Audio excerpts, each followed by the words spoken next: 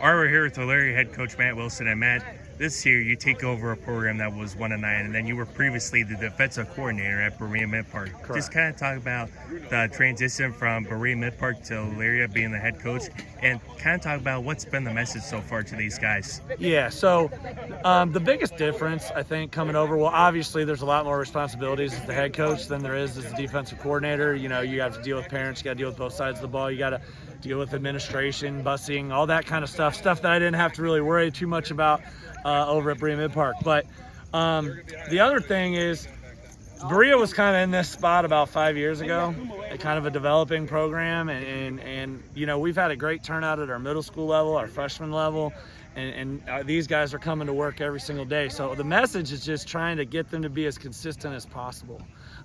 Show up every day, and the work will take care of itself.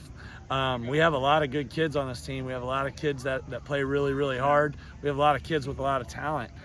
But we just got to get everybody working together. And I think that's been an issue in the past, and I wasn't here, so I'm not going to put too much into that. But just talking with kids and talking with people, that's the biggest thing, is trying to get them to play together, be together, and enjoy spending time together. And I think they're starting to do that. Yeah, and it always helps when you have a guy like Kevin Jordan, who had rushed over 1,000 yards last season, and it helps when you have 4 of your offensive linemen back. Just kind of talk about how big impact those players are, and even talk about some of the other players that are making an impact. Sure, absolutely. Yeah, I mean, that's a great place to start. You have 4 returning starters in the offensive line. They have good size. They're good athletes. They can move. And then obviously Kevin is kind of a bell cow back. We haven't used him a ton in our first 2 scrimmages. Obviously he'll get more work as the season progresses, but he's done a really good job of being a good leader for this team. But there's other guys that have stepped up all over the place. Terrell Calhoun's back with us this year, Xavier Stevens, Teo Perez, Mike Andrews. There's a lot of guys that are doing great things for us right now. And they've all kind of assumed a leadership role. I think there was a few guys that were here in the past, and everybody kind of looked to them, and those guys are no longer with us, and so they've kind of grown into those leadership roles, and I think that helps us as a team, and I think it helps them as individuals.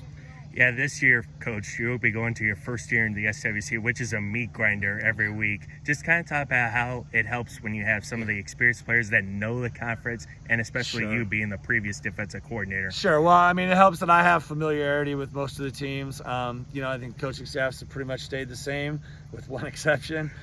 So I think most people will be doing the similar thing. And so that helps, for me, just from a knowledge standpoint. But definitely our conference is getting better, top to bottom. There really isn't any weak teams on the schedule anymore.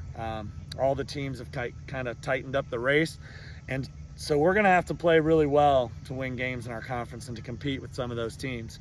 Our non-conference, we start off with Mayfield, and we're excited about that. We'll see how that goes, and then our rivalry game with Lorraine.